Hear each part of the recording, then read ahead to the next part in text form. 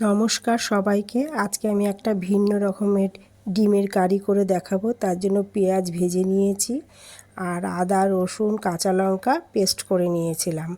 সেই আদা রসুন কাঁচা লঙ্কাটা দিয়ে দিলাম। এখন হলুদ গুঁড়ো আর কিছু কাশ্মীরি লঙ্কার গুঁড়ো দিয়েছিলাম, সেটা আপনাদের দেখাতে পারিনি। আর লবণ দিয়েছি। আমি একাই মোবাইলটা ধরে করি তো, তাই সব সময় সব কিছু দেখাতে পারি না। আর এটা একটা ভাজা মশলা করে রেখেছি, সেই ভাজা মশলা দিয়ে জল দিয়ে একটু কষিয়ে নেব। প্লিজ লাইক করবেন, শেয়ার করবেন আর কমেন্ট করবেন। এবার ডিমটা ফাটিয়ে হালকা করে দিয়ে দিল। এরকম 3টে ডিম আমি ফাটিয়ে দিয়ে দিয়েছি। আস্তে করে দিতে হবে যেন ছড়িয়ে না যায়।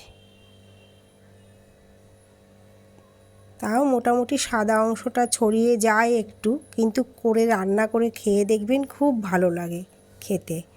আমার মায়ের থেকে শেখা এই রান্না। দেখুন হয়ে গেল, একদম সাধারণ।